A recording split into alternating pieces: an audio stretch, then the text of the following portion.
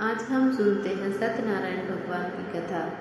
एक समय की बात है, नेसिरण्य तीर्थ में सोनिकाधिक 88,000 ऋषियों ने श्री सूत जी से पूछा, हे प्रभु, इस कलयुग में वेद विद्या रहित मनुष्यों को प्रभु भक्ति किस प्रकार मिल सकती है तथा उनका उद्धार कैसे होगा। हे मुनि श्रेष्ठ, कोई ऐसा तप बताइए जिससे थोड़े समय से ही पुण्य मिले और मनवांछित फल भी मिल जाए।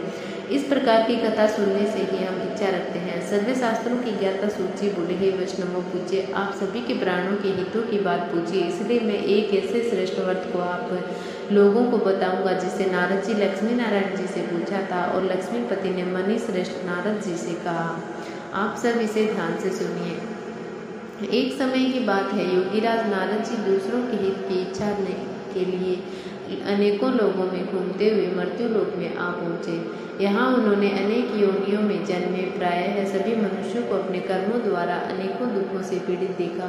उनका दुख देख नारद जी सोचने लगे कि ऐसा यत्न किया जाए जिसके करने से निश्चिंत रूप से मानव के दुखों का अंत हो जाए। इसी विचार पर मनन करते हुए वह विष्णु लोक में गए। वहाँ वह देवों के इस नारायण की स्तुति करने लगे, जिनके हाथों में शंख चक्र गदा और पद्म थे, गले में वरमालाएं पहने हुए थे।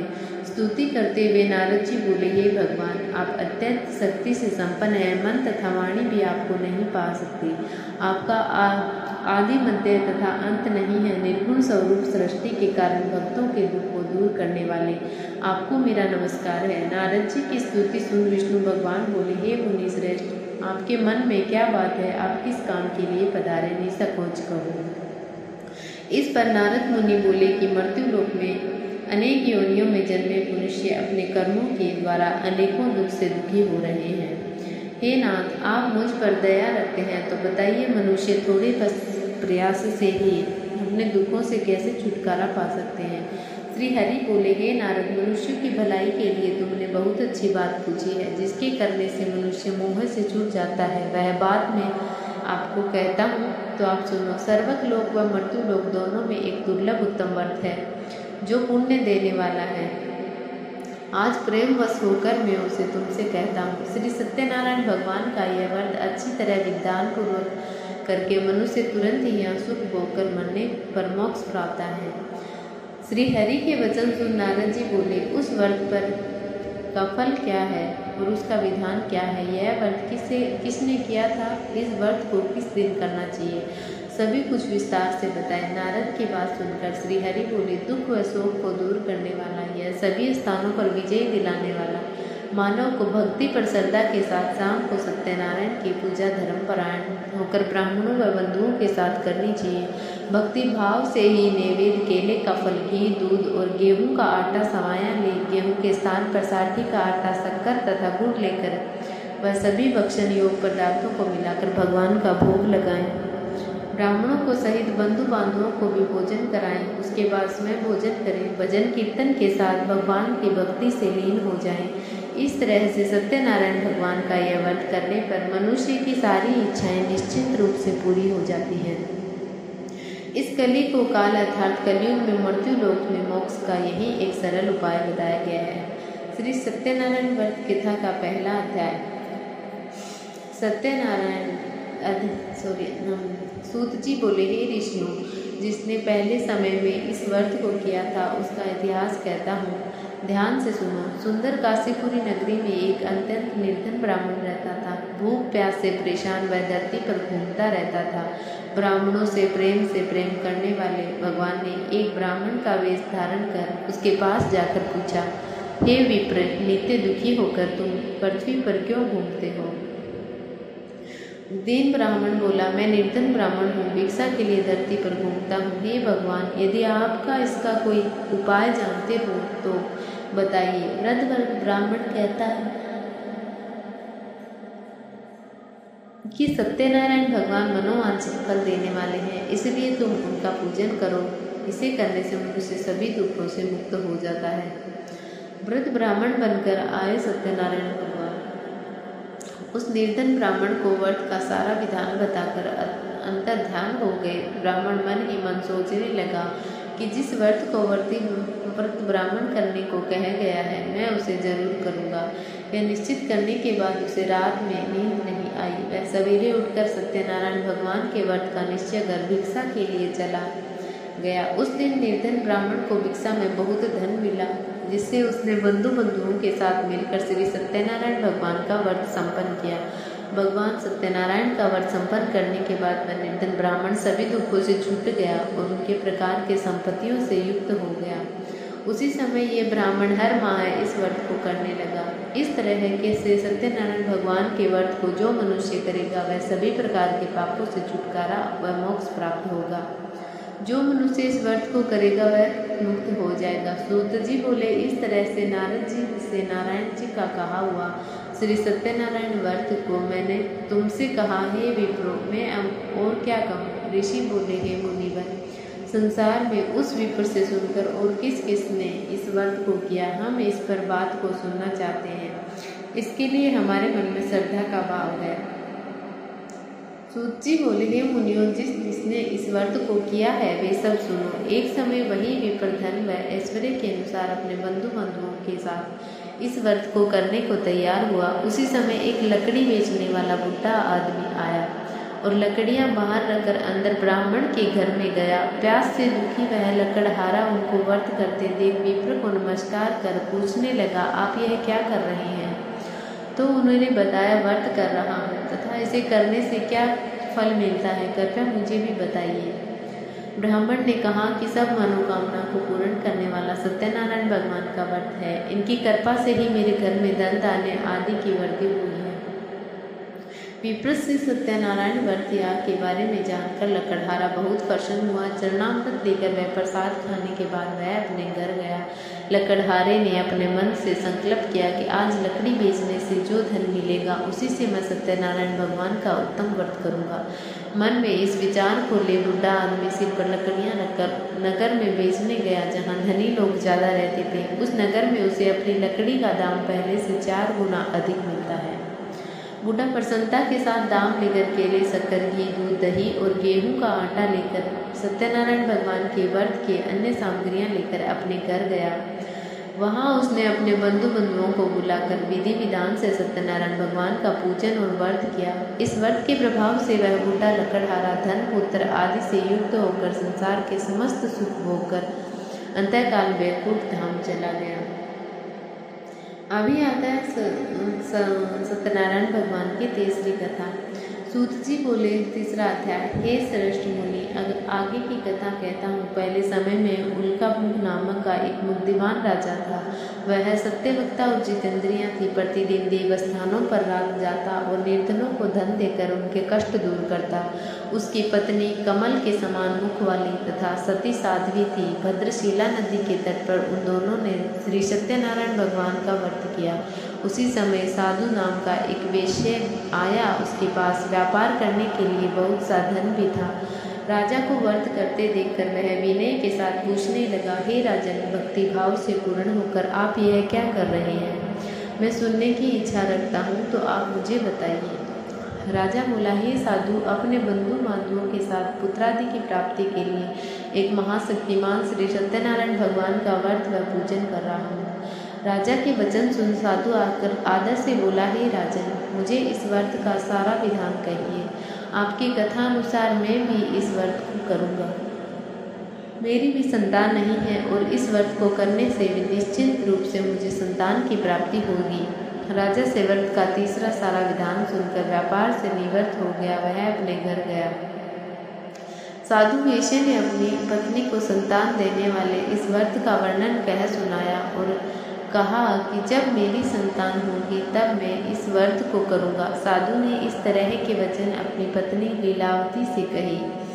एक दिन लीलावती पति के साथ आनंदित हो सांसारिक धर्म में प्रवृत्त होकर सत्यनारायण भगवान की कृपा से गर्भवती हो गई। 10वें महीने में उनके गर्भ से एक सुंदर कन्या ने जन्म लिया। दिनों दिन वह ऐसे बढ़ने लगी जैसे कि शुक्ल पक्ष का चंद्रमा बढ़ता हो। माता पिता ने अपनी कन्या का नाम कलावती रखा। एक दिन लीलावती ने मीठे शब्दों में अपने पति को याद दिलाया कि आपने सत्यनारायण भगवान के जिस व्रत को करने का संकल्प किया था उसे करने का समय आ गया है। आप इस व्रत को करिए। साधु बोला कि हे प्रिय, इस व्रत को मैं उसके विवाह पर करूँगा। इस प्रकार अपनी पत्नी को आश्वासन देकर वह नगर को चला गया। कलावती पिता के घर में रह वृद्धि को प्राप्त हो गई। साधु ने एक बार नगर में अपनी कन्या को सखियों के साथ देखा तो तुरंत ही दूतों को बुलाया और कहा कि मेरी कन्या के योग्य वर देखकर आओ। साधु की बात सुनकर दूत कंचन नगर में पहुंचा और वहां देखकर एक लड़की के सुयोग्य वाणिक पुत्र को ले आया। सुयोग्य लड़के को देखकर साधु ने बंधुओं को बुलाकर अपनी पुत्री का विवाह कर दिया। लेकिन दुर्भाग्य की बात यह है कि साधु ने अभी भी सत्यनारायण भगवान का व्रत नहीं किया। इस पर श्री भगवान क्रोधित हो गए और श्राप दिया कि साधु को अत्यंत दुख मिले। अपने कार्य में कुशल साधु बनिया जमाई को लेकर समुद्र के पास स्थित होकर रत्नासारपुर नगर में रहने गया। वहां जाकर दामाद ससुर दोनों मिलकर चंद्रकेतु राजा के नगर में व्यापार करने लगे। एक दिन भगवान सत्यनारायण की माया से एक चोर राजा का धन चुरा कर भाग रहा था। उसने राजा के सिपाहियों को अपना पीछा करते देखकर चुराया हुआ धन वहां रख दिया जहां साधु अपने जमाई के साथ ठहरा हुआ था। राजा के सिपाहियों ने साधु वेश्या के पास जा राजा का धन पड़ा देखा तो वह ससुर जमाई दोनों को बांधकर प्रसन्नता से राजा के पास ले गए और कहा कि उन दोनों चोरों को हम पकड़ लाए हैं, आप आगे की कार्रवाई की आज्ञा दें। राजा की आज्ञा ने उन दोनों को कठिन कारावास में डाल दिया। जो उनका सारा धन भी उनसे छीन लिया गया। श्री सत्यनारायण भगवान ने श्राप से साधु की पत्नी की बहुत दुखी हुई। घर में जो धन रखा था उसे चोर चुरा के ले गए। शारीरिक तप तथा मानसिक पीड़ा व भूख प्यास से अति दुखी हो मन अंत में चिंता में कलावती के ब्राह्मण के घर गई। वहां उसने श्री सत्यनारायण भगवान का व्रत होते देखा तो फिर कथा भी सुनी। वह प्रसाद ग्रहण कर वह रात को घर वापस आई।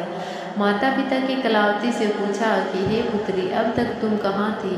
तेरे मन में क्या है? कलावती ने अपने माता से कहा, हे माता, मैंने एक ब्राह्मण के घर में श्री सत्यनारायण भगवान का व्रत देखा है। कन्या के वचन सुन लीलावती भगवान के पूजन की तैयारी करने लगी। लीलावती ने परिवार व बंधुओं सहित सत्यनारायण भगवान का पूजन किया और उनसे वर मांगा कि मेरे पति तथा जमाई शीघ्र घर आ जाए। साथ ही यह भी प्रार्थना की कि हम सब का अपराध क्षमा करें। श्री सत्यनारायण भगवान इस व्रत से संतुष्ट हो गए और राजा चंद्रकेतु को सपने में दर्शन दे कहा कि हे राजन, तुम उन दोनों वेश्याओं को छोड़ दो जो तुमने उनका जो धन लिया है उसे वापस कर दो। अगर ऐसा नहीं किया तो मैं तुम्हारा धन, राज्य, संतान सभी को नष्ट कर दूंगा।